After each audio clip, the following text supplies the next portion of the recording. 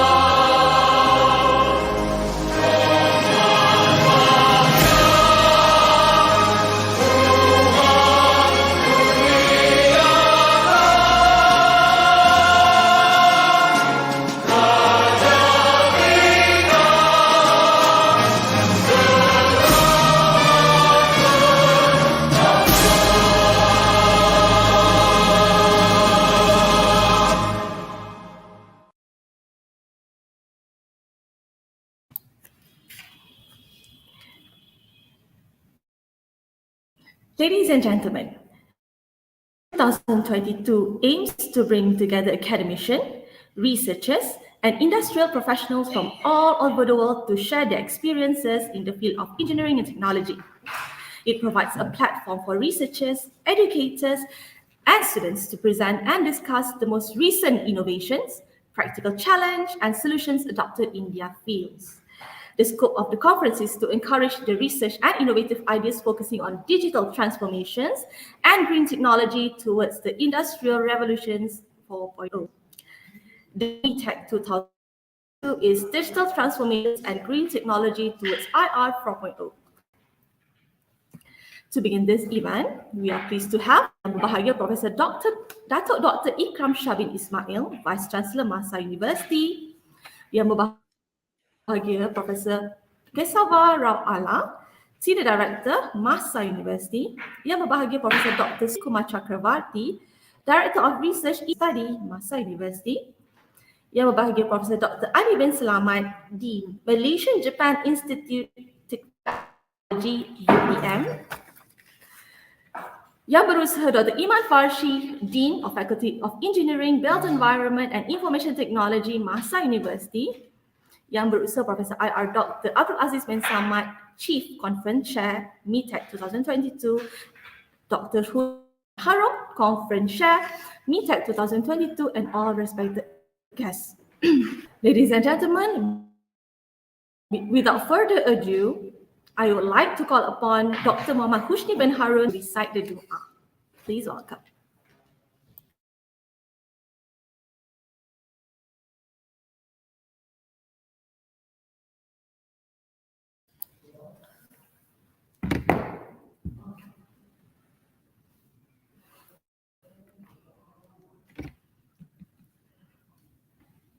Bismillahirrahmanirrahim. Let us start our conference with Ummul Kitab Al-Fatihah. Bismillahirrahmanirrahim.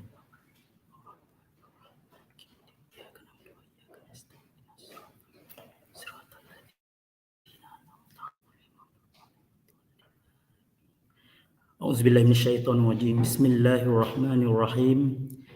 Alhamdulillahirabbil alamin. Hamdan hamidin, hamdan syakirin, hamdan yuwafi ni'amahu wa yukafi'u mazidah. Ya Rabbana lakal hamdu kama yanbaghi li jalali wajhikal karim wa azim sultanik. Allahumma salli ala sayyidina Muhammad wa ala sayyidina Muhammad. Ya Allah ya Rahim, praise be to the God, the peace of Prophet Muhammad sallallahu alaihi wasallam and his companions, and for those who follow his till judgment day. Allahumma ya Allah, This blessed morning, in conjunction with the MAHSA International Technology and Engineering Conference 2022, we beseech thee and grateful towards you in favor of all infinite blessing to us. Humble servant to live in safe and prosperous life, we seek your blessing for a flawless progress of this event from the beginning till the end. We seek your guidance clear of event that would detrimental the progress of this event. Ya Latif, Ya Rahim, please bless us with your taufiq and hidayah. Please guide MAHSA University to greatness, peace, glory, and prosperity in this world, and make us a responsible intellectual. Granted us with a valuable knowledge that will be beneficial to mankind in order to gain your mardatillah. Make us your righteous servant that follow your commands and neglect the sinful act. Please forgive us for our wrongdoing. Ya Munzilal Barakah, bestow peace to our beloved country Malaysia. Preserve us from any threat and disaster. MAHSA International Technology and Engineering Conference 2022, we beseech thee and grateful towards you in favor of all infinite blessing to us. Neither man-made for children, and to you, Ya Allah, we ask for security and prosperity upon us, our leaders and our country. Station in us in order to face the challenges from you. Please accept our deeds and please reward us accordingly. ربنا عليك توكلنا وإليك أنبنا وإليك المصير ربنا آتنا في الدنيا حسنة وفي الآخرة حسنة وقنا عذاب النار وصلى الله على سيدنا محمد وعلى آله وصحبه وسلم والحمد لله رب العالمين. From the beginning till the end, we seek your guide to clear of event that would determine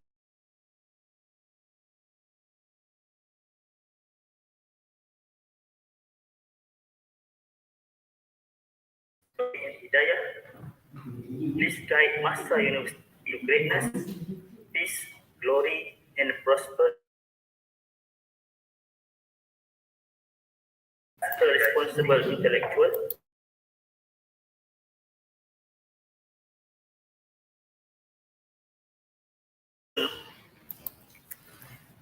Thank you, Dr. Hushni. Amin, amin, ya Rabbal Alameen. Ladies and gentlemen, now I would like to welcome Yang Berbahagia Professor Dato Dr. Ikram Shah bin Ismail, Vice-Chancellor MAHSA University, for his speech. Please welcome. Thank you very much. Assalamualaikum warahmatullahi ta'ala wabarakatuh. And good morning. Welcome everyone to the second MAHSA International Technology and Engineering Conference 2022. This conference is organized by the Faculty of Engineering and Built Environment. Mi-TEC 2022, as the MC mentioned earlier, aims to bring together academicians, researchers, and industrial professionals from all over the world to share their experience in the field of engineering and technology. It provides a platform for researchers, educators, and students to present and discuss the most recent innovations, practical challenges, and solutions adopted in their fields. This conference is conducted entirely online in view of the ongoing pandemic, but I hope this will not deter any fruitful discussion that will follow. The theme for this conference is Digital Transformation and Green Technology towards IR 4.0. As the name suggests, the conference is to encourage research and innovative ideas that focuses on digital transformation and green technology towards Industrial Revolution 4.0 in the field of electrical and electronic engineering, mechanical engineering, and information technology. We have three eminent speakers for this conference, and I would like to welcome our first plenary speaker, Professor Ali Selamat, who is the Dean of Malaysia-Japan International Institute of Technology, MJIIT, an educational institute that is established by the Ministry of Higher Education Malaysia to enhance Japanese-oriented engineering education in Malaysia and Asia with the support from the Government of Japan through Japanese International Cooperation Agency, or JICA, and UTM, together with 29 Japanese University Consortium. The other plenary speakers are Professor Abdul Majid Hamuda, Professor and Associate Dean for Academic Affairs, College of Engineering from Qatar University, and Professor Engineer Dr. C.W. Lin, Professor at the Department of Architecture and Civil Engineering, City University of Hong Kong. Finally, I would like to congratulate the organizing committee under the able leadership of Dr. Iman Farshi, the Dean of Faculty of Engineering and Built Environment, and Dr. Muhammad Husni bin Harun, the conference chair from the same faculty. And finally, I wish all of you a fruitful discussion and a successful conference. Thank you.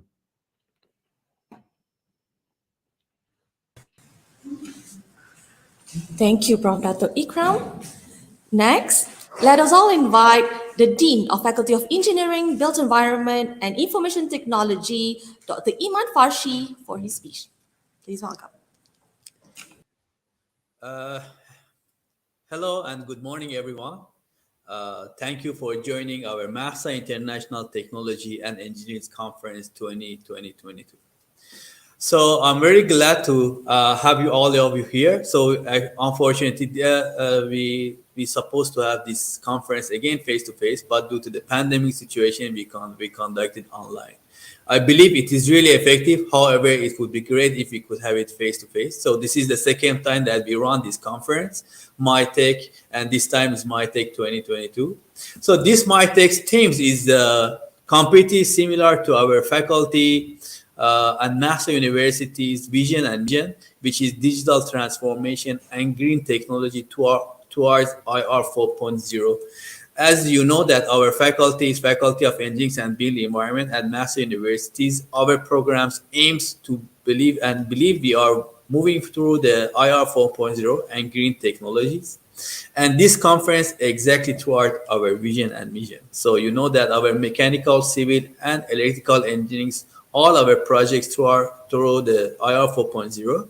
And recently, I'm glad to announce that we added some new exciting programs to our faculty. For example, IT, which is completely added great value to our engineering programs. And also, we are very glad to announce that we added the Architecture Technologies program, which is actually the architecture technology. We are the unique program in Malaysia, which we added IR 4.0 techniques and aspects to our traditional programs. We make it more exciting. So this conference, I'm glad that we had more than 30 to 40 participants from all around the world, that all the papers added value and give us great ideas throughout this engineering and technologies.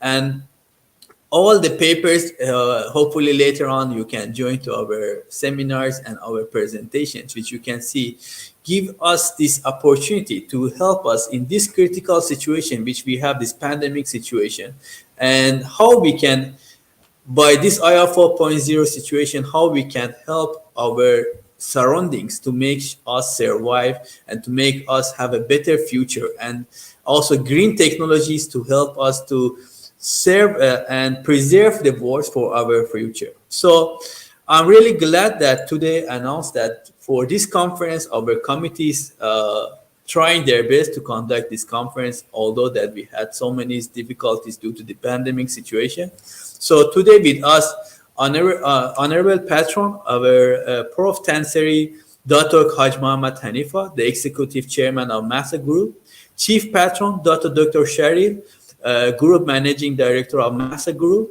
our patron, Prof. Dato Dr. Ikram Shah, Vice-Chancellor of MAHSA University, our patron, Prof. Dr. Ala Kasavarao, Chief Operating Officer, our General Chair, Prof. Dr. Srikumar, Director, Postgraduate Studies of MAHSA Universities, and also our great Chairman, Dr. Muhammad Husni, all done their best with our committee members, which all from Faculty of Engineering and Built Environment, MAHSA University, done their best. And all we hope that today we have a great event and everyone get a great advantage. And also, I would really like to welcome our great keynote speakers, Prof. Abdul Majid Hamuda from Qatar Universities, Prof IR Dr. Lim from City University, Hong Kong, and Prof Ali Selamat from University Teknologi Malaysia, all from great backgrounds. Today, all of us together to make sure that we have a great event together and we can have come out all the researchers' ideas together to make sure that we have the correct vision and mission to make sure that as engineers, as a technologists, we can solve the problems for our future and for situations such as pandemic situation that we can face just now. So wish you all the best, all the presenters, and hope all the participants enjoy our today conference. Thank you so much and have a nice day.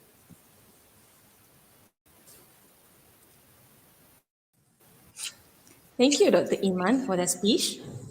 Ladies and gentlemen, next, let us all welcome Professor Dr. Srikumar Chakravarthi, Director, Postgraduate Studies, Research and Innovation, MAHSA University, for his speech. Please welcome. Thank you so much. Thanks to the conference organizers, Dato Vice-Chancellor, Prof. Dr. Allah, Dr. Iman, members of the engineering faculty, participants, distinguished speakers from Qatar, Hong Kong, and UITM, and all the presenters. Now, as I have said all this now, probably approximately 1 million people in the world, in various parts of the world, have been given the pink slip, which is 0.5% unemployment per month, at the rate of 0.5% unemployment per month. Now, why am I starting on a disastrous note? I should be congratulating you on the second engineering conference over the second consecutive year. But while I do that, I remember that I was here last year and I said that by 2022, automation will decrease the full-time staff by 30 to 50%. When I said that last year, 2022 seemed so far away. But it's already 2022, and I recall what I told you last year, and I realized by that between then and now, probably 30 to 50% people have lost their jobs. A couple of weeks ago, I had visited a restaurant in Petaling Jaya, which is close to Kuala Lumpur. This restaurant was a banana leaf Indian restaurant with a menu with an average price ranging from 2 ringgit at the lowest to about 8 to 10 ringgit at the highest for the dishes. And this restaurant had a robot in service, and the robot brings trays of food, and it also has a digital screen where you could choose whatever you want from the menu. So as much as I was surprised that an affordable restaurant itself has robots, it shows that what I told you last year, that by 2030 robots will replace 800 million workers, is already coming true. You have restaurants that have robots. If a restaurant has a robot, that means it cuts down on 4 workers because that robot does the work of 4 workers. So basically what we said last year is going to be analyzed more this year and in this conference today. High-speed internet, AI, automation, use of big data, cloud technology. This is what the kind of research that we are doing in the past 2 years, not only here, but world over. So does that mean that we all will be losing jobs and we'd have to prepare CVs and update our CVs? So when it comes to updating, you don't need to update your CVs anymore. Even that is done through AI. If you are a potential for a job for a particular employer, that employer will search you out through AI, and he will reach you and say that I've seen your profile, I've seen your LinkedIn profile, I've seen your Google Scholar profile, and searched you on the internet, and already my AI software tells me that you are the most suitable candidate for this particular job that I have. So at this point, you don't even need to prepare a CV for yourself. Your digital footprints will trace you wherever you are. So this may actually sound both depressing, but it also shows that it represents a change in the workforce. What happens to the displaced employees? What happens to those who lose their jobs? Ladies and gentlemen, you're all going to talk about IA 4.0, and you're going to talk about AI. You're going to talk about green environment, sustainability. But as you talk about all this, you don't want to face the fact that there is no such thing as job security. Whether you win or whether you lose is happening faster now than before.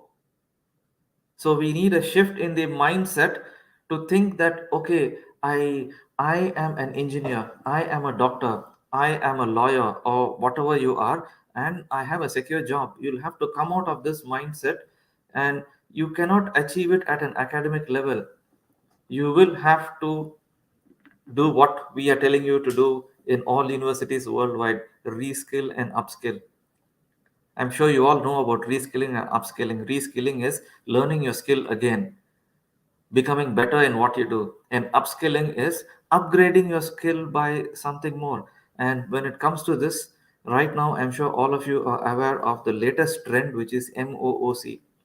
Almost every online source is becoming an MOOC, and you all should adopt it. Faculties in engineering, business, IT should adopt MOOCs. Some of them are at such a high level that people are investing in them and getting returns, like Coursera, Udemy, LinkedIn. I am associated with an MOOC myself in India, and as much as they offer education, they are making millions of dollars with just creating online content. So it's not that you're going to lose your job. You'll have to displace the displaced employees, have to rethink, shift in your mindset, and you will have to make sure that your knowledge is trained, upgraded, reskilled, and upskilled. Because in future, the number of physically demanding jobs is going to decrease. All the jobs will require flexible responses, more of problem solving. You don't need a person to go to a distant remote site to repair a telecommunication tower when he can actually sit on his computer and design it through the satellite itself. Coming to our side, my side, healthcare, every disease is now tracked using an app. Even simple things like sleeping is now tracked using an app. We had a presentation from an engineering technology company which says that in a room everyone can be tracked, ranging from if they fall down or if they have fever, and all this goes to a remote location where the hospital doctors can track it.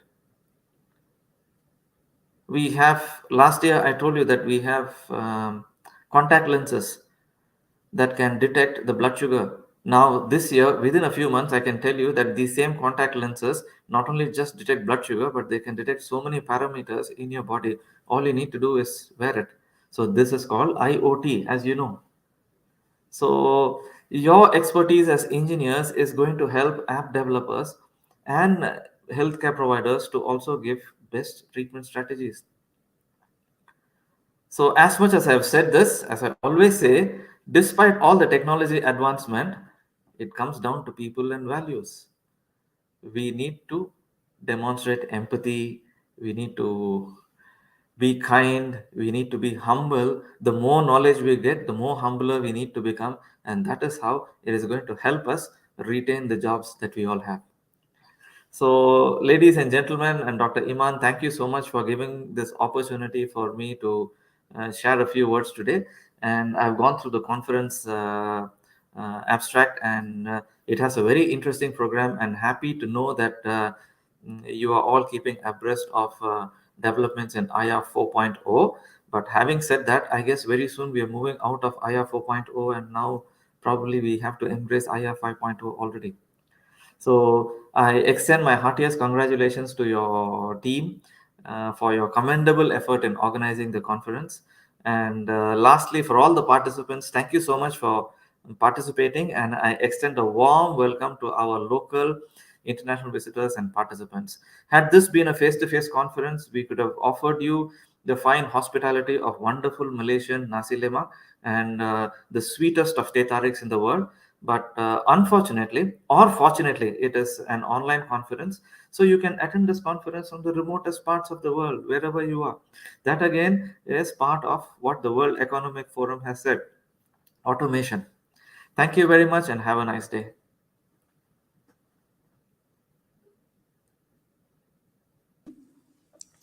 Thank you, Prof. Sri. Next, let's have our keynote session.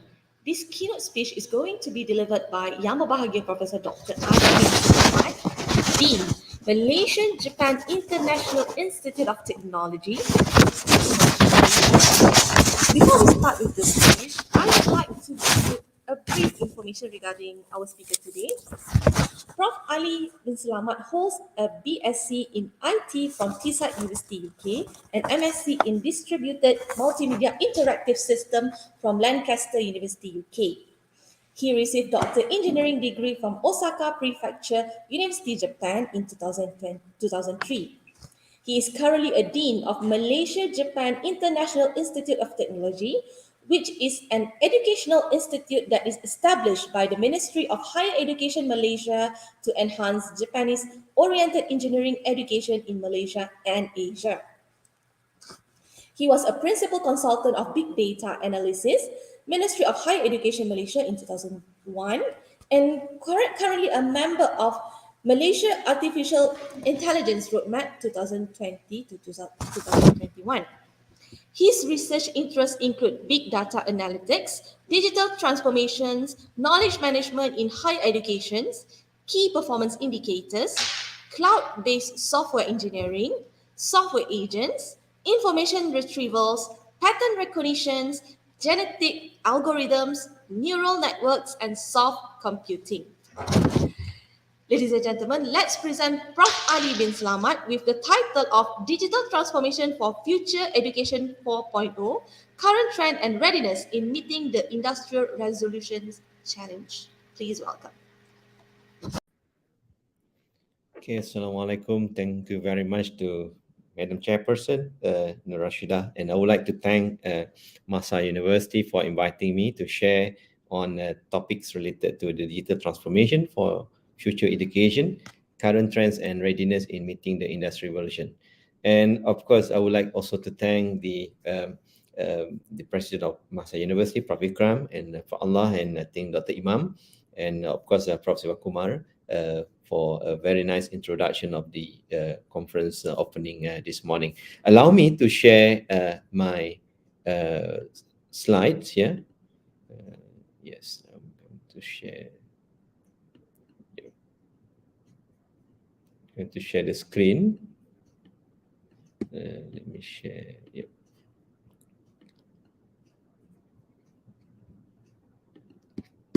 Yeah, so I'm going to share this topic, very much related to the digital transformation of future education, and of course the readiness and meeting industrial revolution, and of course together with the challenges of having this what we call as AI in place, and the pandemic as well. Yeah, so this is very much important areas of research, and of course the development in Malaysia, and I'm actually working very much in these areas where for some times. Yeah, so I think my background already being shared by the moderators this morning, and I too would like to thank for the kind introduction of it. And I'm going to divide this talk into two parts. Part one is on the digital transformation for future education, the challenges, and of course the effect of the development of it, and how actually Malaysia is experiencing this and looking forward for others, what we call as adoption of artificial intelligence and IoTs in this regard. And of course, the way forward for Malaysia is actually, we are actually looking for the AI roadmaps as well. So this is something that is very much important that we have been working together in this area. Just to be part of Universiti Teknologi Malaysia, if you are not familiar with the Universiti Teknologi Malaysia, so we have two campuses in Johor Bahru, just quite a near to Singapore. And then we have our campus in Kuala Lumpur. Yeah. And of course, this is the campus that we have spawning at the areas about 1,000 hectares. Yeah. That is established in Johor Bahru. Yeah. And then of course we have the campus in Kuala Lumpur. And I'm actually with the Malaysia-Japan International Institute of Technology. And of course, these are the collaboration that we have with many universities in the world. And I'm very glad to share this experience in this conference today. And of course, we also have a Malaysia-Japan International Institute of Technology that has been shared by the chairperson this morning that I'm actually in now. And we are having 30 Japanese partners university working together with us, establishing the Japanese style of engineering education with student exchange program, with the research capacity and capability, and of course with the industry linkages. Yeah, and of course this is the areas, and I'm going to share a bit part of what is the industry 4.0. Then I think this is the what we call as timeline that we are actually now, and as being shared by Prof. Srikumar, we are actually moving to industry 5.0 in a way. But I would like to also share that in Japan, they have this what they call a synonym with industry 4.0. They call it society, 5.0. Basically, it's focusing very much on the societal needs and adopting the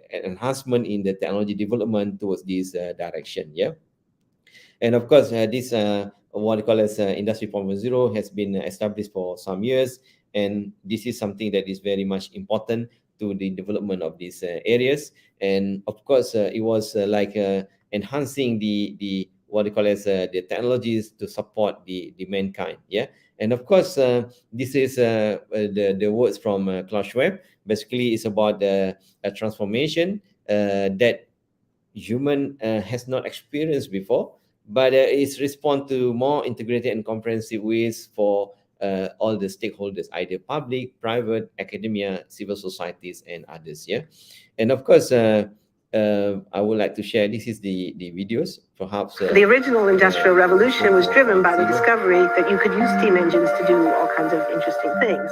That was followed by additional revolutions for electricity and computers and communications technology. We're now in the early stages of the fourth industrial revolution, which is bringing together digital, physical, and biological systems.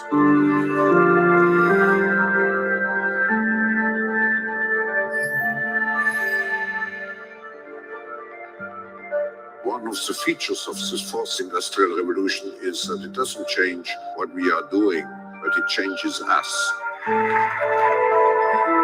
We need a different economic model that will allow us to meet the basic needs of every human on the planet, and that will be focused not on growth per se, but on maximizing human well-being. We have energy technologies that can power our civilization, but how do we get it and implement it at the scale we need at a price that people around the world can afford? If we're able to do something to transform cities, to make them more efficient, then the impact can be huge.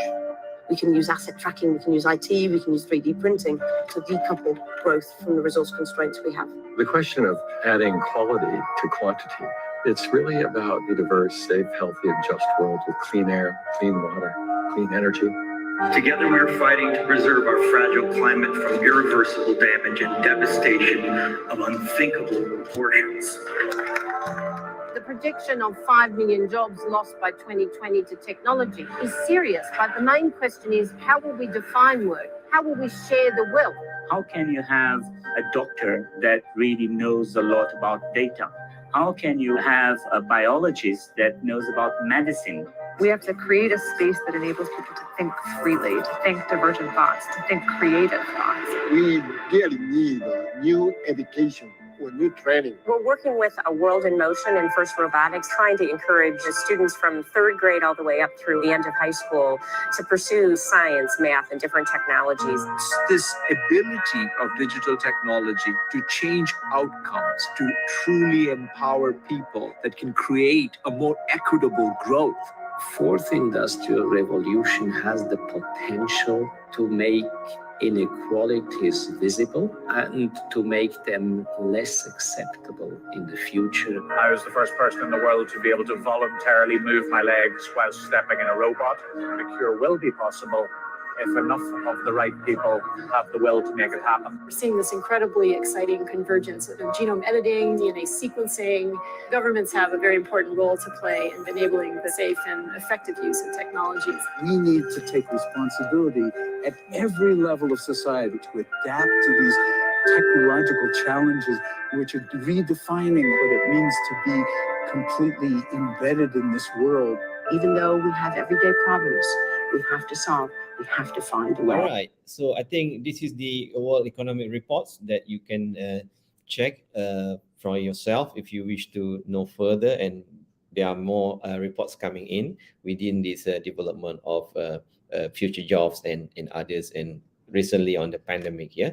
And of course, the revolution is underway, and we are now in this particular age, and we have to take the opportunity to be part of it. Yeah, because if not, then we are moving backwards, and we are not seen as competitive as the others in the world. Well, I would like to share later on the artificial intelligence movement that has been part of these changes of the technologies, how actually we work, we do things, and how this making an impact to our what we call as a society in the future. And I think this is just simple example. This is in University for the Futures back in 2016, whereby digital culture is becoming part of it, individualization. As you can see now, PDP are learning from home nowadays. Employees work from home, and it's becoming a digital culture. Everyone has to have a accessibility to the internet, and of course, personalized learning and things like, and becoming many types of what they call as learning platform already available, MOOCs, for example, and we have this Coursera, yeah, and others. So this is very much important changes that has been started a few years back, but now it's due to the pandemic is becoming very important, and learning is no longer a problem to everyone. But the thing is how we committed ourselves towards understanding and capturing knowledge, and to stay tuned with the latest development of these technologies and the demands from the workforce in the world. And of course, the evolution of it is becoming like very important, and education becoming borderless in a way. And of course, people are demanding now shorter terms of getting courses completed and degrees. They can learn at home, and it's becoming like 24 hours a day and night, and they can utilize any time that they wish to learn. And of course, the digitally native cohorts, yeah. So this new generation becoming very native with digital, and everything has to be online. And even now we are utilizing very much on for instance, in Malaysia, we are having this food funda, Grab, yeah, and others to order the food. And because of this pandemic, people cannot go out, or would like not to go out very often. So this is the nature of it. But in fact, it's becoming like a kind of lifelong learning that has been fueled in this direction. And as mentioned by Prof. Srikumar just now, AI is transforming the way how they harvest the data, and people are no longer having you to promote yourself, but the data that you put on the internet, yeah, like in the LinkedIn, yeah, the job hunters or the recruitment agencies will pick up any important information of your visibility through the medium of digital. And this is another things that has been in place, and a part of it that are kind of challenges that might happen, and those data that has been being in place is being analyzed, and this is what we call as data analytics on the processing of the information that you have, yeah. And of course, this is future use example. I think this is quite some time already in place. Berlin campus, vibrant campus, utilizing like for technologies point of views. Amazon Web Services is becoming very common to everyone now to develop apps for different what they call as a startup, for instance, and many others, yeah. And of course, supporting very much on the cognitive science, information system, mathematics, and digital societies. And when we talk about the what they call as Industrial Revolution 4.0, is talking about the cyber physical system. So people are communicating through the cyberspace, and actually they are connecting with each others through this digital medium. And of course, to solve the problem also can be done through this kind of medium, through video conferences, things like that. All right, so this is just a first example, and as you can see, this is the basic framework. What is what they call as Industry 4.0 about? It's about IT, this Internet of Things platforms, mobile devices. I think is commonly used by everyone, even the school children. They are getting guided nowadays. They are using the mobile device, so you cannot run away because of the what we call as learning from home. The pandemic is there, and it's becoming something very important of having this. And of course, smart sensors, smart farming, and this becoming things that has been in place. The thing is the skill of the what they call as the utilization of it, and being used by a wide spread of communities becoming very important. And in industries, and of course academias and civil societies nowadays are adopting data. So when the data has become bigger, they call it big data. And then of course the process of adoption of it, we need some kind of analysis, and the higher level of analysis, analytics. And of course, to do this, we need a brain. The brain is algorithm, and to incorporate this algorithm to make it more so-called, people call it intelligent, you need to emulate some kind of human ways of thinking. So it's incorporated like in so-called, in the way we call it like artificial intelligence. Yeah. And of course, many opportunities coming in on digital workspace, digital sales, marketing, now becoming common to everyone. Yeah. And of course, the new digital business model is already being around and becoming like a digital startup nowadays. I think quite simple ways is the ways that we purchase things in the market. We are using what we call as what digital marketplace, and we are utilizing very much on using digital pay, like what we call as Touch and Go, for instance, or Grab Pay, or others kind of digital payment system. So I think this is something that is already ongoing. Yeah. And of course, moving forward, the business goal that having this factory intelligence, yeah, whereby we are utilizing very much on the digital tools. And of course, from there, we understand that there are some kind of embarking to this journey. We need some kind of ecosystem, or the what we call as the cultures in the organization, whereby probably they use this Six Sigma, quality work, yeah, Kaizen, and others. Yeah. And of course, there are kind of a digital solution in place. And to do this, you need to have probably incorporating robotics, yeah, serving people in the restaurant, for instance, or 3D printing of developing the building, and of course the prototyping of the product, and many others. Yeah. And of course, these are the kind of tomorrow's operation becoming more complex and requiring digital, or requiring more information that has to be corrected online instantaneously. Or speed is a matter now, because everything is done virtually, and of course people need to move forward into this direction. Yeah. And of course, to the end users, there might be some kind of challenges, like the volatile demand due to the global crisis. Yeah. And of course, the geopolitical impact also making this kind of thing. But of course, how to adopt with this, the industry is actually adopting these smart factories everywhere. And of course, one example is that the integration of the operation and experts, yeah, virtually, and leveraging the pre-configured digital asset to accelerate the production process that has been in place. And of course, the areas what I call as improvement can be touched, or can be established through these smart technologies of IR 4.0 is reducing the time to market, and embracing more on the digital form rather than physical form.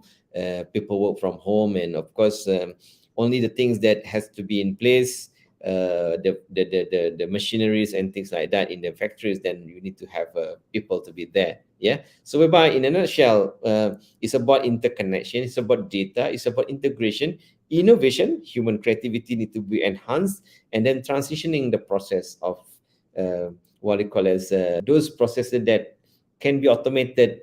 It has to be automated as soon as possible. So I think this is the nature of the challenges. But by having said so, more importantly, I would say that the Industry 4.0 is having the elements like virtual reality, artificial intelligence, knowledge automation, and others. Yeah. And I think this is what common now. Self-driving cars is coming in, and of course, utilizing this are very much a new dimension. And of course, the ways how actually utilizing the non what they call as petrol usage car. Yeah, so whereby it's an electric car in a way. So I think this is something that has been in place, and of course, you can see that this augmented reality, face-to-face, and others. Yeah, so it's about using the technologies in place. Yeah, and disruptive is becoming already here, and is being accelerated further by having this pandemic. And of course, the currencies also, we have now digital currencies in place. Yeah, Bitcoin, for instance. Yeah. And of course, the technologies of blockchain to make the information secured all over the place. Yeah. And of course, more others things that we also have to look at is due to some reason of the economical impact to certain countries, accessibility to the technology, connectivity beyond technology. It's about inequality. There might be a challenges in Malaysia. We have a B40, for instance. Yeah, due to the pandemic, many people are not getting the job. Yeah, creation may be challenging, and of course, the immigrant, the plus people. Yeah, because of certain situation happening at their countries. So this is the challenges that also need to be taken care of. Yeah. And of course, robotics is already in place, and is placing human beings of optimizing the workforce that we have in place, but still not all what I call as operation can be replaced by robots. Yeah, but definitely this is the what I call as transitioning process that will happen. Yeah. And of course, well, we say that future job trend, but it's becoming now. Yeah. And of course, due to this pandemic and mental health related discipline and expertise is needed, and many of kind of jobs becoming multi or freelance jobs. Yeah. And if before the pandemic, they call it like this kind of digital nomad, they call it. Yeah, meaning that you can work in Bali, in Phuket, in many other places, as long as they have the internet access, and you can work there. What they call as in many places, many part of the world. But I think during the pandemic is happening, but this kind of thing still moving in, but within the countries there's open up on these activities. But a kind of multi-intelligence is needed, and of course. It's not only just a machine can do it, but it needs a kind of so-called multi-intelligence, a combination of both knowledge on machine and of course human factors is also very much important. As you see that this is a job now, data analytics becoming important, and because of the proliferation of the internet and opening up on this kind of thing, and of course social skills, social persuasion, and how to engage in online platform, for instance. So it's becoming something very, very interesting. Yeah. And of course, higher education is something how teachers, lecturers learn. I think it's already been transformed, and the thing is how to keep engaged with the students, and how to develop this kind of what we call as continuous attributes of engaging with the learners, so that they keep going and enthusiastic on the knowledge that had going to be shared by the lecturers. Yeah. And my higher education 4.0, so I think this is a standard landscape. Yeah, it's quite I think a framework is being developed, and this report is very substantive. Yeah, by the Ministry of Higher Education, and of course this is the landscape of this development. Yeah, and from agriculture-based economy to knowledge-based economy, now is upskilling on this. Yeah, and of course the globalization is in place, and of course the challenges is enhancing the industry academia collaboration, developing the demands of the what they call as education for the global citizen. I think this is very much interesting, and equitable access of knowledge to different parts of the world. And of course, when we are producing our research, where actually is heading to? Yeah, is it going to be used by the stakeholders, or it just only lies in the research institution? So these are the things that has been in the thinking of the policymakers on this higher education 4.0.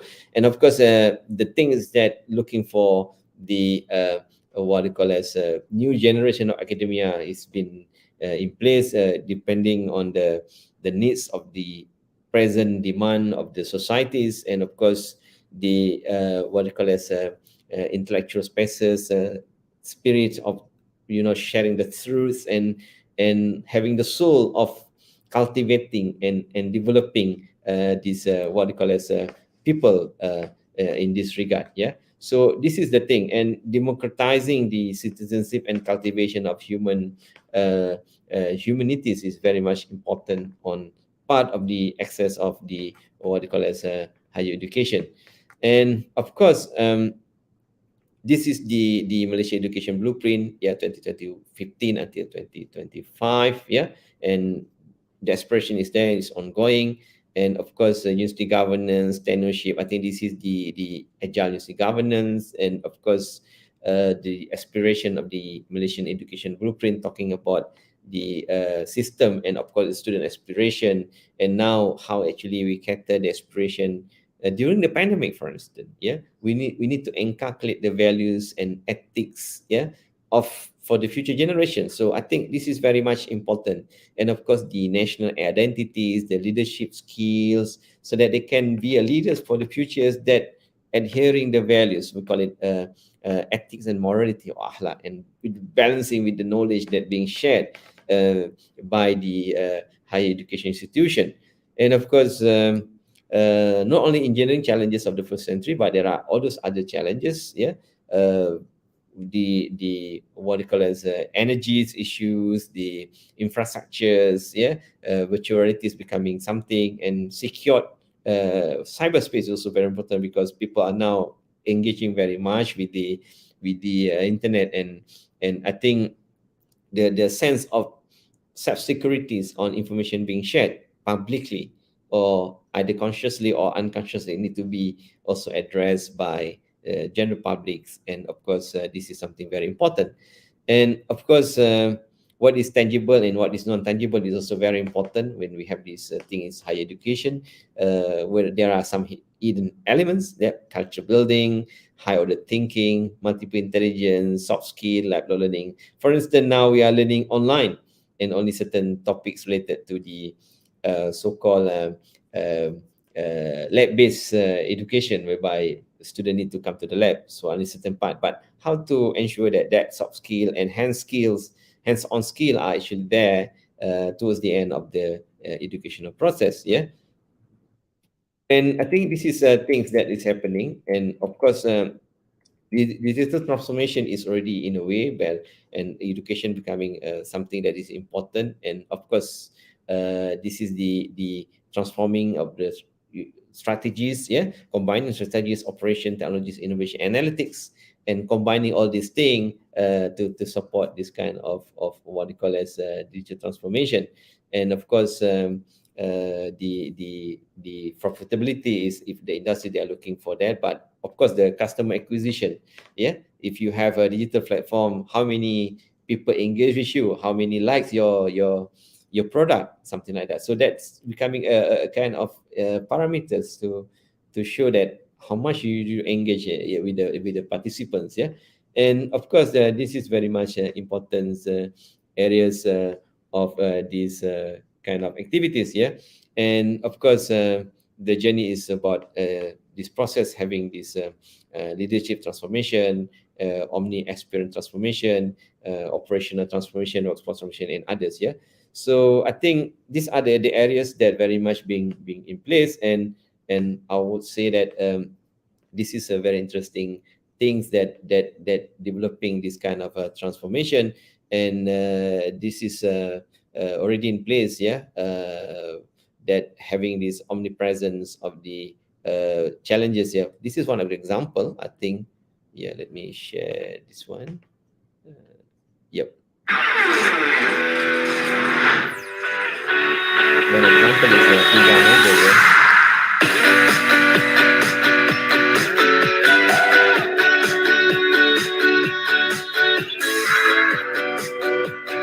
It's like a customization of the pizza. If you want to order pizza, you can customize it, and this is what everyone wants to say.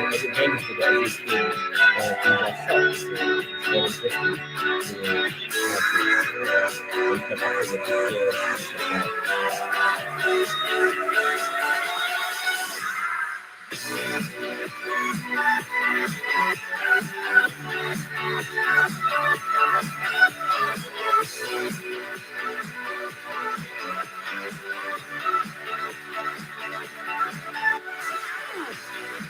you can share your pizzas on the Facebook, yeah, and from the point, yes, I think this is something interesting, yeah, the videos and things like that.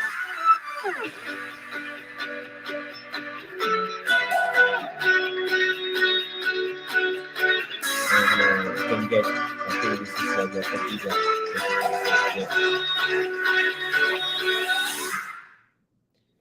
All right, so that's one example, but I'm not going to discuss very detail on this transformation, but this is very interesting element, yeah. And of course, the COVID-19 also affecting this kind of manufacturing decision makers, yeah, having the impact on the what they call as business process, yeah. And of course, this is what they say about the impact of these growths, yeah, like the production workforce reskilling needed 60%. I think this is from the data that we have, yeah. And of course, we need to have the cost saving marginalization, things like that, yeah. And of course, this is the process, and of course, the impact of the pandemic. Yeah, pre-2020, majority of the measures were focused on a handful of core strategies, improving operational efficiency and resilience, identifying cost saving, customer growth, and strengthening the supply chain integrity. But as you can see that this is the what we call as challenges that they face, and working from home has become pretty easy for the employees due to this changing the ways how people work. And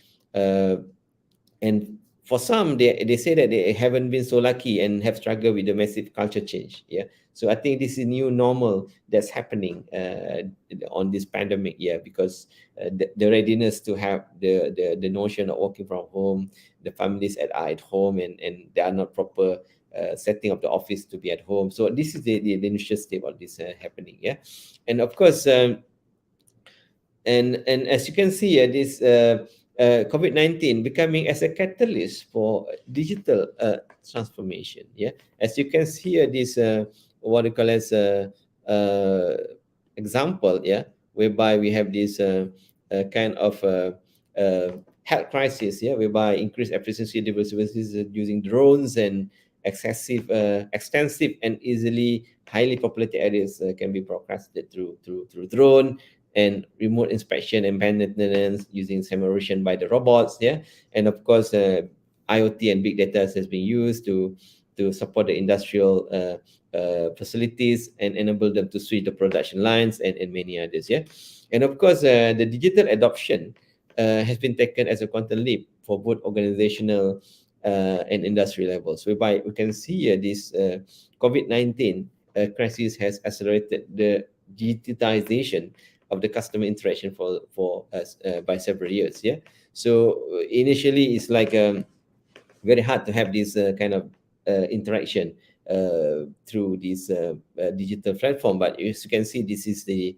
data pre-crisis, yeah, in this example, in 2018-19, yeah, around 36% on the global adoption on customer interaction through digital.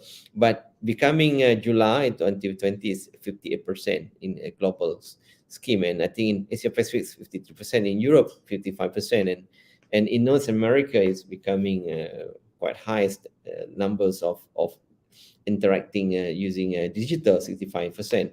And of course, the travel industry is mapping out the customer journey to identify points of health risk, and of course, designing the contactless experience, yeah, safe meter plan option, yeah, visible security tray sanitization. I think this is the thing that is happening. Robot using UV cleaning for transport, yeah, touch-free and journey, and fully detailed hotels, yeah, medical services, and of course, that is actually linked to the hotel, yeah. And fundamental principle for digital transformation, yeah, focus on business value, transform the integrated approach, and create capabilities for deployment, and of course, manage the impact of the cultures of the changes, yeah. And how actually this COVID-19 pandemic has changed the digital transformation. As you can see here, the businesses and school begin to look way to continue the operation, no choice, yeah. Like university, for instance, they have to because at the past, or not at the past, but it's a normal business process is interacting face to face to the students, yeah. And of course, now becoming like people cannot go out very much, yeah. And even they can go out and come to the business premises, they have to limit the numbers, for instance. So by having this, the digitization is becoming very important, and of course the collaboration platforms and video conferencing facilities has becoming very important tools to engage with colleagues, clients, students, and of course families, yeah. And of course, this is becoming important part of the investment and the prioritization of the technologies in a workplace. And of course, the attention of the employees and customers on experiencing the usage of the technology is becoming very important. They must embrace this technology to support their interaction with the clients and with the customers and things like that. And of course, the spring cleaning of technology to streamline the investment is becoming very important to adopt with the new norm in a way. And of course, the automation, yeah, is becoming a norm to everyone, yeah. And whereby the technology has been seen as means to innovate and thrive for the business processes. And of course, along the line, there is a need to improve the investment in cybersecurity. So this is the important elements, yeah. By having embraced with digital very much, people still need to also adapt with the norm of the threats is there. Yeah, anyway, people, the scammers, for instance, yeah, nowadays people have a phone call from some agencies claiming that you have tax that has not been paid, or you have some outstanding balance in your bank account, something like that. So these scammers need to be also taken care of by the understanding of the digital citizen, what do and what don'ts when they are experiencing those kind of what they call a situation, yeah. And of course, the top 8 digital transformation in education, incorporating Internet of Things in school environment, teaching the digital citizenship, yeah. And of course, identifying or putting a security across digital devices, very much important. Cloud-based learning opportunities is there already, but the only thing is some people, they cannot change the culture, cannot adopt with the learning online because the feel is not there. Yeah, the information is there, but the feeling between the learners and the teachers, the bonding between them are not really strong. So this still something that need to be researched and to be addressed. Yeah. And of course, more on personalized learning approach might be good, but it's going to be like one-to-one. Yeah, but in a normal educational delivery is we have one-to-many. So I think this is something that has been in place. Yeah. All right. So I'm going to move to the next part of my shared about the AI experience in Malaysia and some issues. Yeah, and of course the AI application, some experience of UTM. Yeah, and the AI impact initiative, current policies in Malaysia, roadmap for the future industries, and some future forward. So I think this is the movies that utilizing or talking about AI in a way. They are utilizing AI in the formation of these movies. Yeah, for instance, iRobots, Matrix, and others. Yeah, so basically AI, as much as been said, is about the technologies demonstrate the intelligence. Yeah, but we are human that putting the intelligence to the machine, and that is still, you know, the understanding and the intelligence of the machine is actually mimicking the understanding of the human being, and of course other creatures or animals that has been already available for people that have seen it in real life. And of course some example in this intelligence is more on like perception, reasoning, learning, and of course comprehension, alertness, awareness, intuition. But I think the important part is that it is something that we can use to utilize the technologies to increase our what we call as competitiveness. Yeah, and future of AI is very big in a way. Yeah, and this is the case of US. They have this the values of the AI is very much important. Yeah, and this is from UTM. We have the Center for AI. Yeah, very much applying on the activities on AI, what we call as system. Yeah, on intelligent robotics, and we have these temperatures in crowd areas. We developed robot during the pandemic. We call it Cik Kia robot or Makcik Kia, and it's been already in place. Yeah, and this is in the healthcare. So this is one of the things that we have. Yeah, and computer vision inspection. Yeah, and of course reinforcement learning for the manufacturing. Yeah, and we have this multi-camera large scale for videos analytics. Yeah, for the smart manufacturing. We have this true vision system for autonomous vehicle. Yeah, to detect. Yeah, through this FGK of the retrofit fuel injection. Yeah, and then we have this automated data traffic collection system. We call it SASA. Yeah, to collect data during the peak hours, and using the deep learning to detect the accuracies of the vehicle movement, exoskeleton. Yeah, for calf monitoring. So I think this is also something that we have been developing. Yeah, they call it TARA, live upper limb industrial exoskeleton. Yeah, and of course this is the, you know, Malaysian like to eat a banana, fried banana. So what the problem is, banana tree is having kind of disease. Yeah, and we are developing this kind of image-based pattern recognition to detect the disease of the banana trees. Yeah, to increase the efficiencies of it. And the other thing is we have a drone system that in place. Yeah, supporting very much on the warehouse management and retail, and we work together with the industries. In this case, we have our collaborators. Yeah, developing this warehouse. Yeah, for this collection of the activities. Yeah, so on the identifying the location, the item. Say for instance, you are ordering items from Shopee, for instance, or from Lazada. So they have a big warehouse. So how to collect those packages from each of the warehouse? And these are the solution that has been developed. In this case, we have the cycle counting. Yeah, by using a drone to detect the what we call as the numbers of items in the shop. Yeah.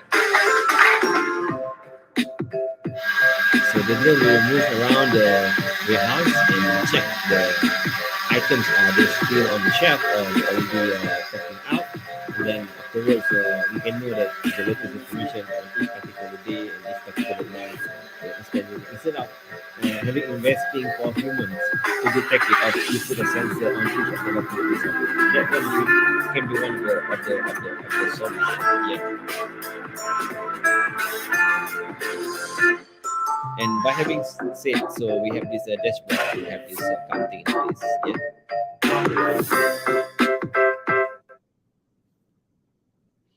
And of course, some kind of benefits that we can work on. Yeah. All right. So other things, we have this Jaga drone that is a kind of project that we developed to monitor, to monitor the situational areas, for the automated area monitoring, and whereby it's for the campus security that is established. And I think this is a counting. And I think from that's the ideas of the solution of AI. But at the global AI impacts and initiative, there are quite numbers of strategies has been in place.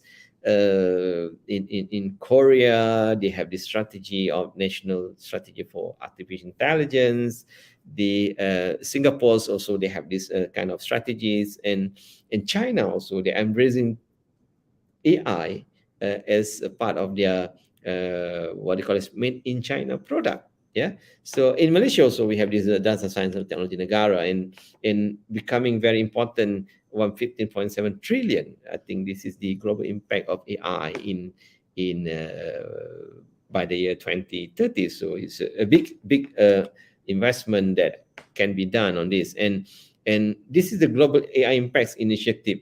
Which countries having this, so and where Malaysia is heading, so and other countries actually working for that kind of utilizing AI for their economic growth. So this is from the Oxford Insight on the Government AI Readiness Index 2020 index. Yeah, and of course many countries in the world, they embrace on AI on how to make build the ecosystem for R&D. For instance, for Singapore, and of course Korea, they use AI to make a competitive R&D. Yeah, and China, they have made in China product. Yeah, and Japan, they use AI for sustainable development goals. Yeah, and to ensure the society for 5.0. And in Europe, they also embrace AI for health data hub for France, and of course in Germany they use AI for smart medicals and cardiology patterns and others. Yeah,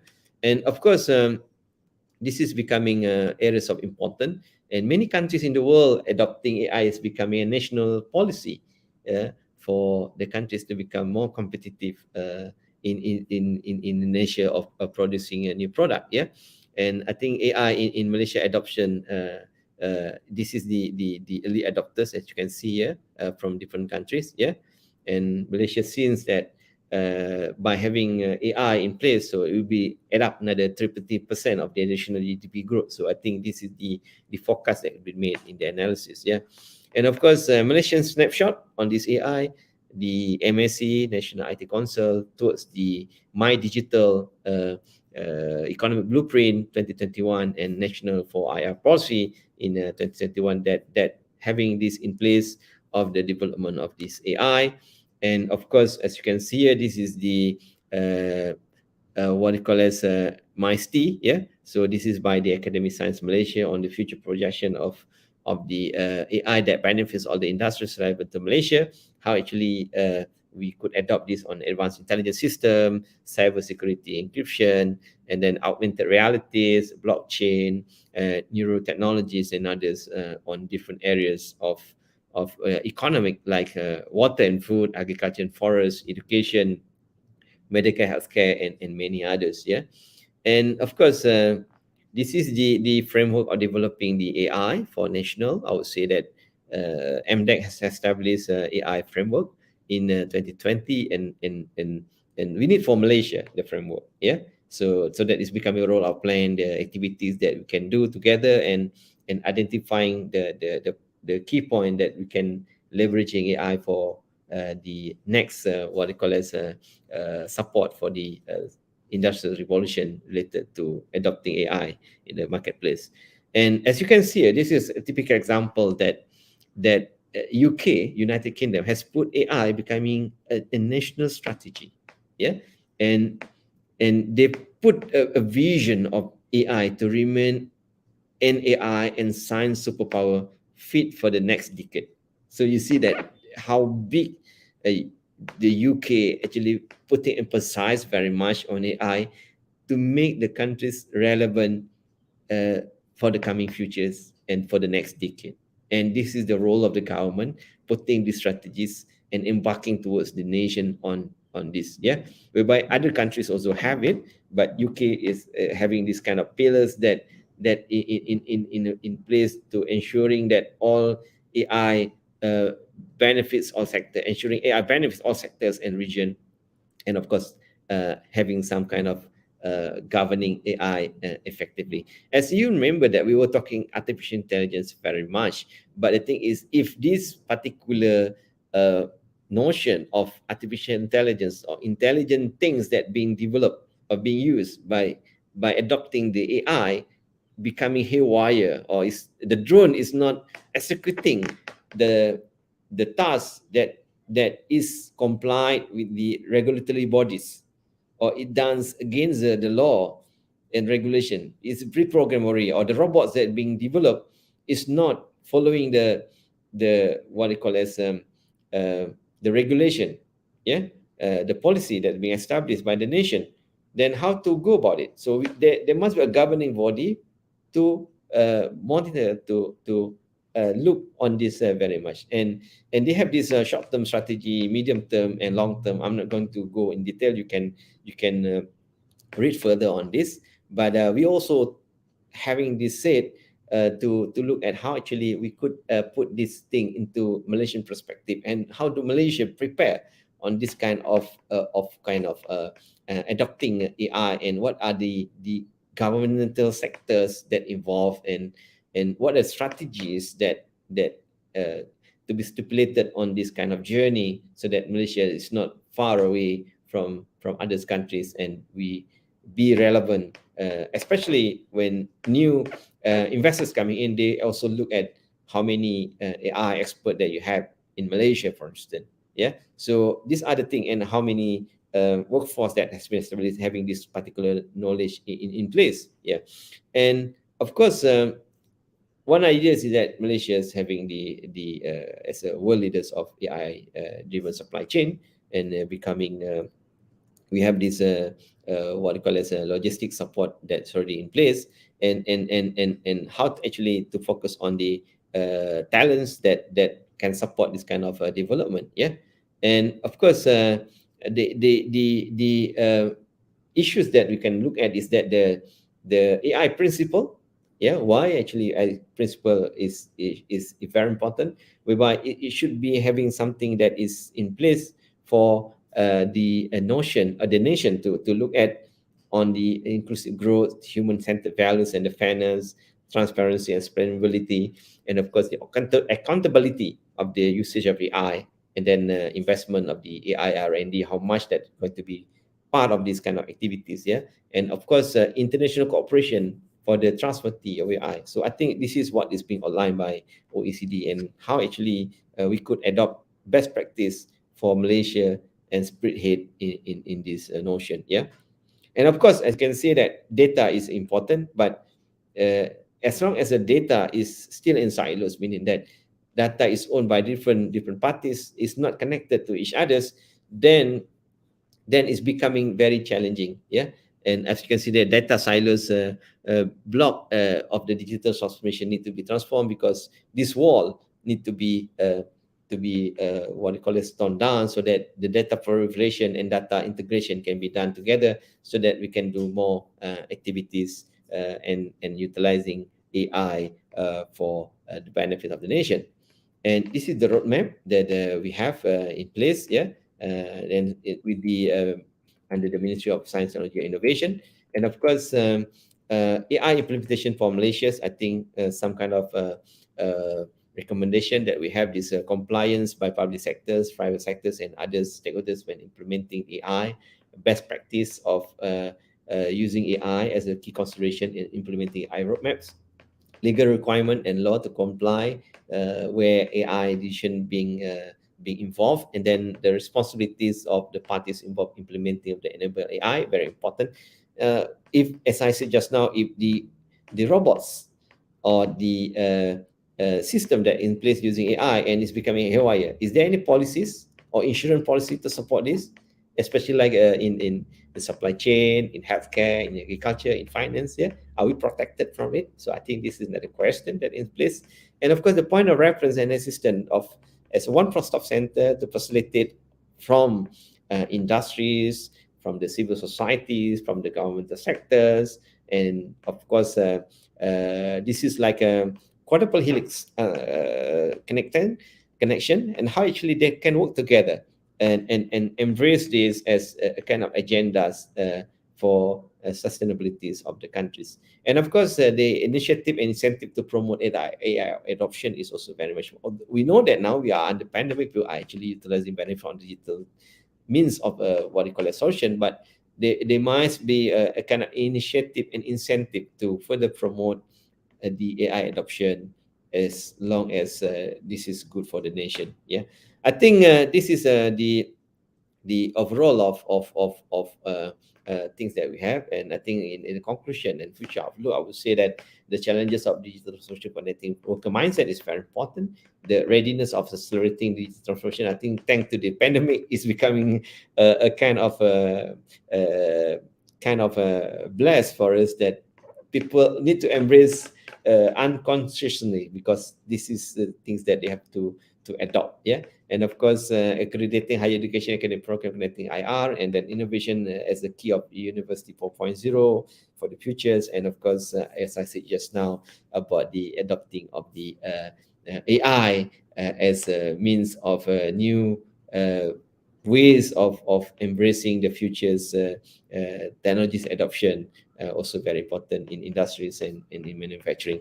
I think that's all from my sharing. I hope that all the participants could grab some ideas about the industrial revolution, the notion of the what you call as future disruption, and how the digital transformation becoming in place, and how AI come into pictures to connect all these things, and what is the need for Malaysia for the futures, and of how actually we can work together for it. So I think that's from my sharing. Yeah, if there are some question that from participant, I would be glad to answer. With that, thank you very much.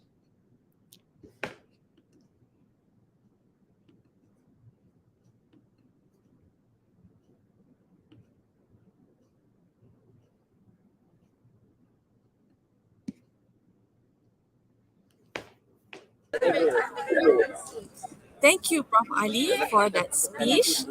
We humbly appreciate your presence and your willingness to share your knowledge with us.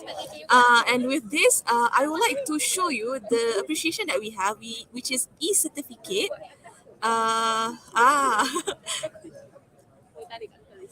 This is the e-certificate that we prepare for you, Prof. And this certificate will be sent to you after the event. Okay, and thank you again. I hope that we meet again in future endeavor. Okay, best of luck. Thank you. With this, we end our morning session and we will proceed to the keynote session after this. However, for keynote session, please wait for further information that will be sent to you, because we have some inconvenience caused before, and we will inform you later, and see you again in the closing ceremony. Assalamualaikum. Bye.